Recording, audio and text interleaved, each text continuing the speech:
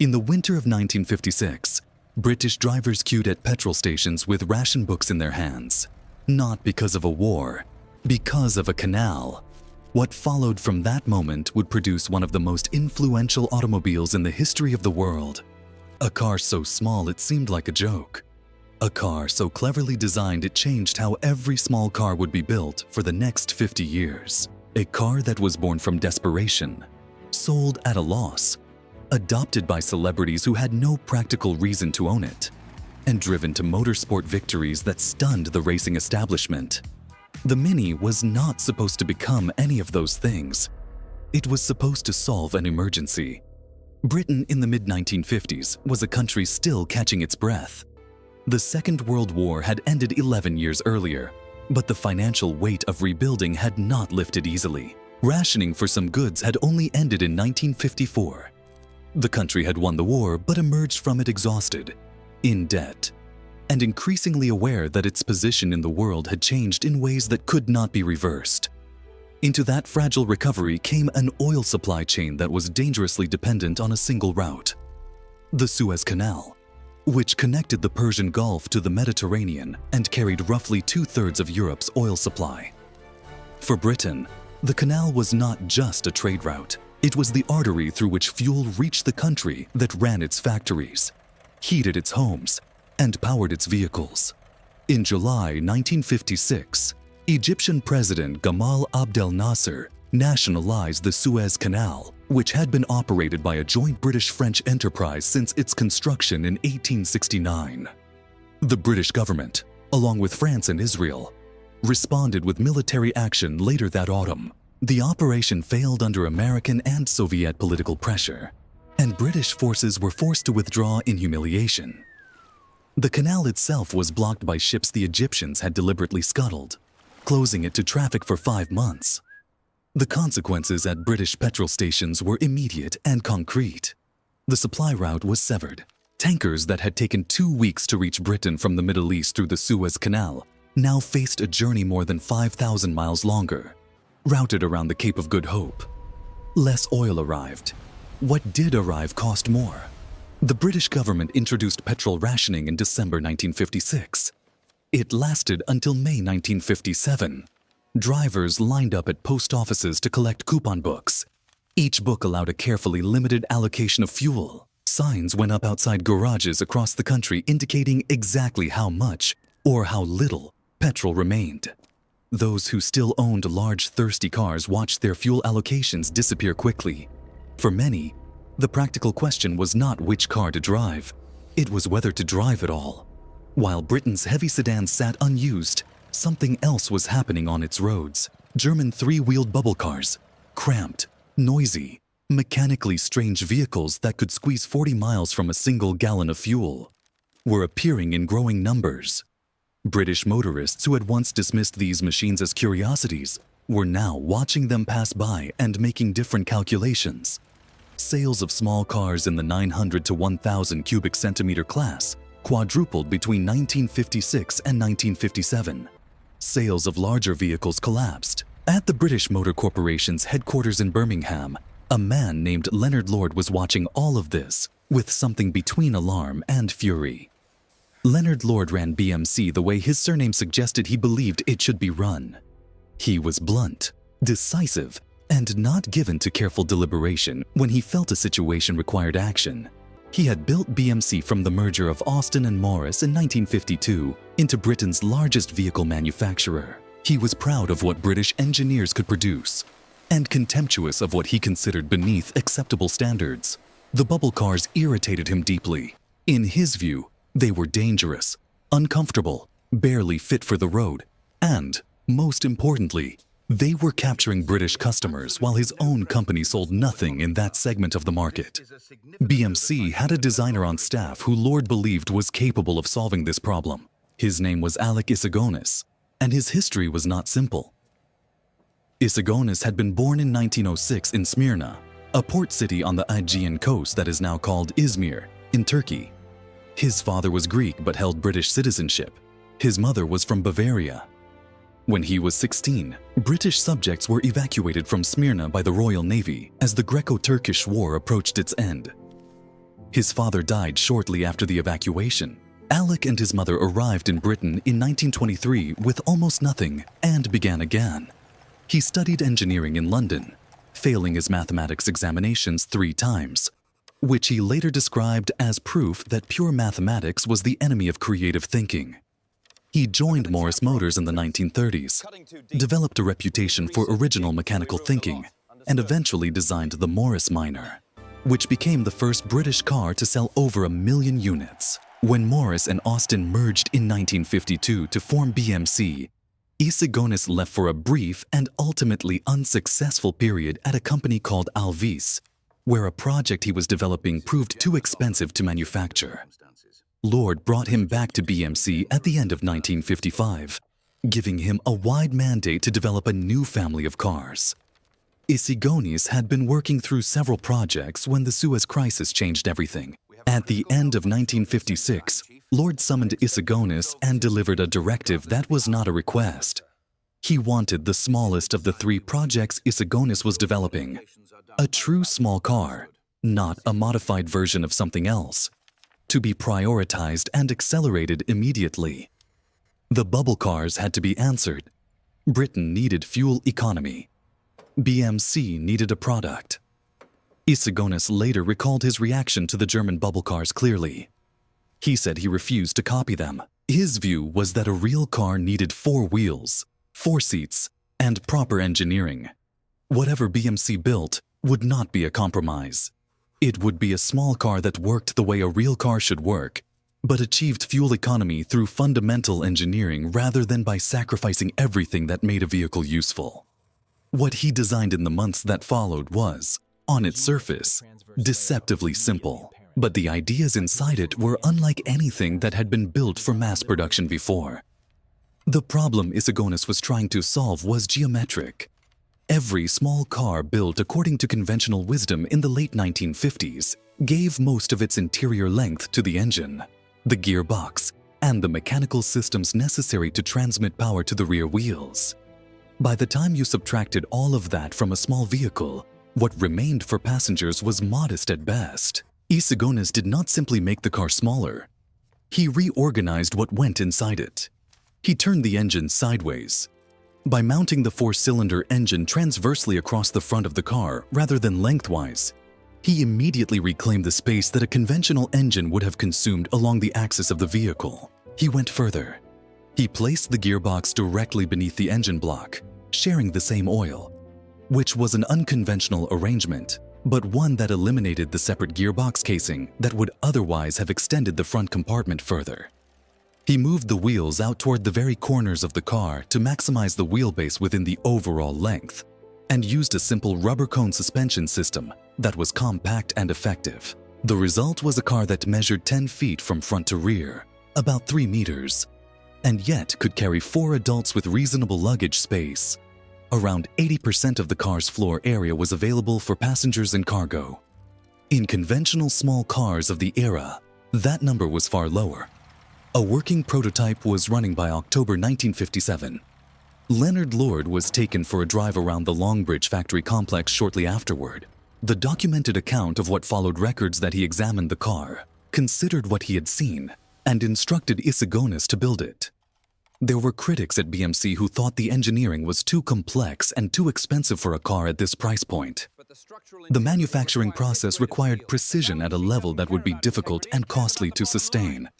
Issigonis acknowledged none of these objections and pressed forward. There was also an external critic whose analysis would prove uncomfortable. Ford's engineering team obtained one of the early production Minis and disassembled it completely to calculate what it would cost to manufacture. Their conclusion was that BMC was losing approximately 30 pounds on every basic Mini they sold. Ford's executives looked at this figure and decided not to compete in that market segment. They built the Cortina instead, a larger, conventionally engineered and financially sensible car. BMC disputed the analysis. The truth, examined by later historians, suggests the picture was complicated by how costs were shared across different models in the range. But the core concern was real. The Mini that launched in August 1959 at just under 500 pounds was priced at a level that made profit on basic models difficult or impossible. For the first 10 years of its life, the Mini's complicated engineering made profitability precarious. A car that would become the best-selling British automobile ever made spent years generating little financial return for the company that built it. The Mini launched in August 1959 as 2 separate models sold through BMC's different dealership networks, the Austin C7 and the Morris Mini Minor. The names were awkward and the company would eventually settle on simply calling it the Mini. The press reception was enthusiastic. Journalists who drove it noted the extraordinary interior space for such a small exterior, the surprising handling, and the genuine competence of the engineering. What the car lacked, and it lacked quite a lot, was comfort, refinement, and the basic amenities that buyers of the late 1950s expected. The early Minis had no carpets, no radio, no wind-up windows. The windows slid open on horizontal runners, a design chosen partly to allow thinner door panels that saved precious interior width. The metal seams on the body were visible on the outside of the car, rather than hidden, because folding them inward would have taken space that Issigonis refused to surrender. British motorists who had hoped for something affordable but familiar were occasionally disappointed. Some felt the car was too small, too different, too much of a departure from what they understood a family car to be. Initial sales in 1959 reached just under 20,000 units. But in other markets, and among a different kind of buyer in Britain itself, something unexpected was beginning to happen. Issigonis had designed the Mini as a practical response to fuel insecurity. He had calculated floor space, passenger capacity, and fuel consumption. He had not calculated what would happen when people who had no concern for fuel economy or practical transport discovered the car and decided they wanted one anyway. If you want to know how the Mini escaped the purpose it was built for, the clearest sign appeared on the streets of London in the early 1960s, when some of the most famous people in the world started being photographed getting out of one. The celebrity adoption of the Mini was not planned by BMC. The company's marketing at the time was modest, and its advertising uninspired. What happened instead was organic and, by any ordinary commercial logic, improbable. A car built for people who needed to conserve fuel and had limited income became the vehicle of choice for people who could afford anything they wanted. In 1964, Brian Epstein, manager of the Beatles, purchased 4 custom Mini Cooper S models with luxuriously appointed interiors, one for each member of the band. George Harrison's Mini was elaborately decorated and later appeared in the 1967 film Magical Mystery Tour. John Lennon ordered his in black, including black windows, despite not yet having a driving license. All 4 Beatles owned Minis at a time when they were among the most famous and financially successful performers on the planet. Peter Sellers drove one. Princess Margaret was photographed in one. Steve McQueen, the American actor who was at that moment considered one of the coolest men alive, owned a Mini he had purchased directly from the car's co-creator, John Cooper. The fashion model Twiggy, whose image defined the visual style of the period, passed her driving test in a Mini and was closely associated with the car throughout the 1960s. Enzo Ferrari, a man who ran a company that built some of the most expensive and powerful automobiles in existence, reportedly acquired a Mini Cooper and was said to have expressed admiration for what Issigonis had achieved. None of these people needed a small, fuel-efficient car. All of them chose it anyway. The Mini had become fashionable for reasons that had almost nothing to do with the problem that created it. The Suez Canal was repaired. Petrol rationing ended in May 1957. Britain returned to relatively normal fuel supplies. And the Mini, which had been designed precisely for the conditions that no longer existed, became more popular than ever. Part of what had happened was cultural timing. Britain in the early 1960s was undergoing a transformation. The post-war generation was now in its 20s. The economy had improved enough that young people had spending power their parents had not possessed at the same age. London was becoming a center of music, fashion, and cultural energy that attracted attention from around the world.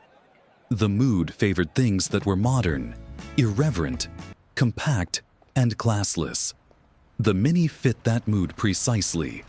It was too small for status in the conventional sense. No one confused it with a Rolls-Royce. but its celebrity associations gave it a different kind of status. Owning a Mini meant something. It meant you were not attached to the old markers of British social hierarchy. It meant you were participating in something current. Mary Quant, the fashion designer credited with creating the miniskirt, acknowledged that the car had influenced the name of her most famous design. The skirt and the automobile shared a cultural moment. Both were small, both were modern, and both were understood as markers of a generational shift in what Britain thought was worth admiring. If you could have told Leonard Lord in 1956, when he ordered Issigonis to hurry up and solve the bubble car problem, that his emergency fuel economy vehicle would in a few years be carrying the Beatles to recording sessions and appearing in newspaper photographs alongside the most photographed fashion models in the world, it is possible he would not have believed you. Before the cultural transformation reached its fullest expression, something happened that changed the Mini's meaning in a different direction entirely. John Cooper ran a small racing car company out of Surbiton in southwest London. His cars had already won Formula One World Championships. He drove a Mini, noticed what the front-wheel drive layout and small weight did to its cornering behavior, and approached BMC about developing a performance version. BMC's management was skeptical. The Mini was a small family car. It was supposed to be sensible and inexpensive. Turning it into a performance machine seemed like a misuse of engineering resources and a distraction from what the car was supposed to be. Cooper persisted. He demonstrated what the car could do on the Silverstone circuit to executives who gradually came around. The Mini Cooper was approved. The performance version used a tuned version of the same small engine, front-wheel drive, and the same compact packaging that made the standard car capable.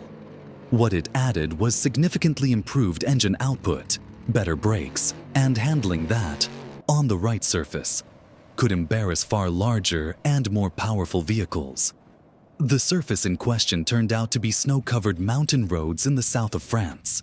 In January 1964, a Mini Cooper S with starting number 37 and the registration plate 33 EJB lined up at the Monte Carlo Rally with driver Paddy Hopkirk and co-driver Henry Liddon.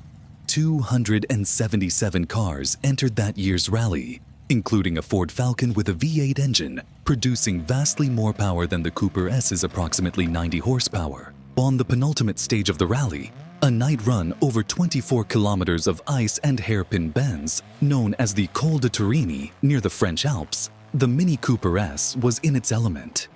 Its low weight, front-wheel drive, and compact footprint gave it traction on ice that heavier rear-wheel drive cars simply could not match. Hopkirk finished the stage and carried the handicap formula advantage into the final sprint through Monaco.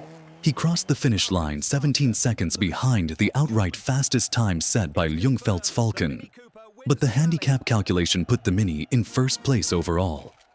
The most famous small car in the world had just beaten every other competitor in one of the most prestigious events in motorsport.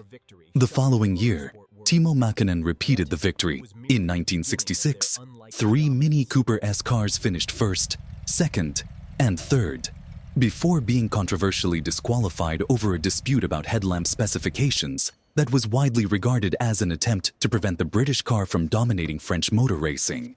In 1967, Rauno Aaltonen took an undisputed victory, 3 genuine wins. A 4th widely believed to have been taken by legitimate means, a car with a fraction of the power of its rivals, winning races on the most demanding winter roads in Europe. The racing establishment had underestimated the Mini the way Leonard Lord had underestimated the bubble cars, and they had been proven equally wrong. If you had been watching from the outside, what you would have seen was a car that kept refusing to be only one thing. It was a fuel economy response. Then it was a fashion object. Then it was a motorsport champion. The problem is that each new meaning did not replace the previous one. They accumulated. The car was all of those things simultaneously, which is not how products are supposed to work.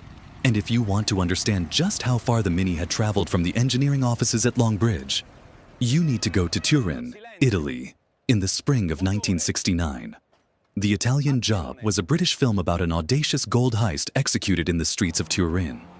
Michael Caine starred as the plan's architect. The getaway vehicles were 3 Mini Cooper S cars, painted red, white, and blue to suggest the Union Jack.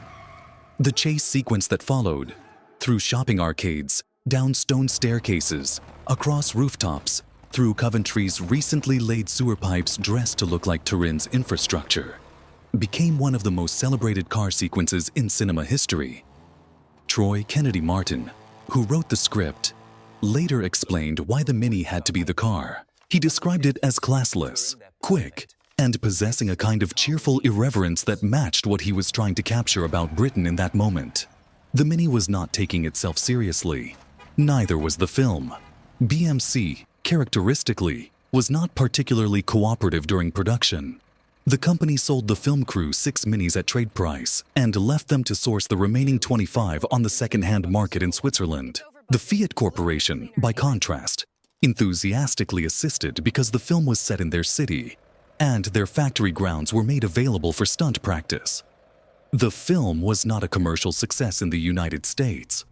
Michael Caine later recalled that when he arrived in America to promote it and saw the marketing campaign, which bore no resemblance to the actual film, he got on the next plane and went home. In Britain, however, it connected in ways that extended far beyond box office receipts. The Mini Cooper S racing through Turin's impossible urban geography with complete disregard for the physical limitations that were suppressing the larger cars became the defining image of what the Mini was. A car built to conserve petrol in a national emergency had become the most charismatic vehicle in British cinema. By this point, it's worth stepping back for a moment from what we know about the Mini and thinking about how extraordinary all of this was. Issigonis was an engineer who thought in problems and solutions. He found the bubble cars aesthetically and mechanically offensive. He designed a car that was small on the outside and spacious on the inside using a set of engineering ideas that had not been applied to mass production before. He did not do it to create a cultural symbol. He did not do it to create a motorsport icon. He did not do it to give Peter Sellers somewhere to sit. He did it because Leonard Lord told him to solve a practical problem before the German bubble car manufacturers took over a significant portion of the British market. If you enjoy discovering the hidden history behind cars you've known your entire life, consider subscribing to the channel and sharing this with someone who would find it just as fascinating. Most of our viewers are watching on television, so if you can open your phone for a moment and subscribe, it genuinely helps the channel reach more people. Every episode, we uncover the world that created another famous machine. There is one more figure in this story who deserves attention, because without him, the Mini would have remained exactly what Issigonis designed it to be: a practical small car with no particular history in motorsport. Alec Issigonis did not like the Cooper version. He was known to be cool toward the performance modifications, resistant to the idea that his carefully engineered small car should be pushed into categories he had not intended for it. He was a designer with strong and defended opinions about what his work was for, and racing was not part of his vision. The irony is that the Cooper's Monte Carlo victories did more to establish the Mini as a lasting cultural object than any advertisement BMC ever produced. The car Issigonis did not want modified became the version of the Mini that secured its place in history. He was knighted in 1969 for his contributions to British automotive design. The honor was deserved, but the car that earned it had long since escaped the tight boundaries of the problem it was created to solve. By the early 1970s, the world around the Mini had changed again. The oil crisis of 1973 sent fuel prices spiraling across the Western world in ways that echoed, with greater severity, what the Suez Crisis had done in 1956. Suddenly, fuel economy mattered urgently to millions of people who had spent the 1960s largely unconcerned with it. The Mini had been there before them. The engineering that Issigonis had created under emergency conditions in the late 1950s turned out to be appropriate to conditions that would recur. Production continued. The car was revised, updated, modified, stripped of some of its original engineering compromises, and made incrementally more profitable. It outlasted BMC, which was eventually absorbed into British Leyland, which collapsed into a different kind of crisis altogether. British Leyland became BL, then Rover. Through all of it, the Mini was produced. Not because the companies that made it were efficient or well managed, they were often neither, but because no one had found a reason to stop. The car had acquired a kind of institutional permanence that transcended the organizations that manufactured it. In 1994, BMW acquired the Rover Group. The German company inherited a collection of struggling British brands and an engineering legacy that had not kept pace with its competitors. BMW shed most of what it acquired in 2000, selling off Rover and Land Rover and accepting the financial losses that came with them. But it kept one thing: the rights to the Mini name. The reasoning was not sentimental. BMW had calculated that the Mini name, the Mini design language, and the Mini's cultural associations could support a modern premium small car aimed at buyers who valued personality and heritage alongside engineering quality. They were right. The new Mini, capitalized now to distinguish it from its predecessor, was unveiled at the Paris Motor Show in 1999 and went on sale in 2001. It was larger than the original, significantly more expensive, and built with German engineering standards. It was also, unmistakably, a descendant of the car Issigonis had drawn: the transversely mounted engine in the front, the wheels pushed to the corners, the circular interior details, the suggestion of a car that was designed from the inside out. The original Mini had been produced for 41 years and had sold over 5 million units. The name that Leonard Lord attached to a fuel emergency vehicle in the winter of 1956 had become a global brand that BMW considered worth more than everything else it had acquired along with it. Today, it is almost impossible to look at a Mini and think about ration books. The queues outside British petrol stations in the winter of 1956 have receded so completely from living memory that they require explanation. The connection between Egyptian President Nasser's nationalization of a canal and the existence of the car that sat in the garage of every celebrity in swinging London is not visible on the car's surface. Nothing about the Mini's small, rounded shape suggests political crisis, fuel insecurity, or national emergency. But that is where the Mini came from. Not from a vision of what a cool car should look like. Not from a designer who dreamed of creating a cultural icon. From a blunt directive in a moment of genuine scarcity, aimed at a practical problem by a practical man. The engineering Issigonis created to solve that problem, turning the engine sideways, pushing the wheels to the corners, fitting 4 people into 10 feet of car, did not just solve Britain's bubble car problem in 1957. It established the layout that the overwhelming majority of the world's small cars would use for the next several decades and still use today. Walk into any car park in any city in the world and look at the small cars parked there. Almost all of them carry, in some form, the idea that Issigonis worked out on his drawing pads at the Longbridge factory under pressure to produce something quickly. The car that was supposed to drive the bubble cars off the road did something considerably larger. It changed what small cars were. A machine designed for rationing ended up redefining the category. The fuel crisis passed. The engineering remained. The culture attached itself to the design and refused to let go.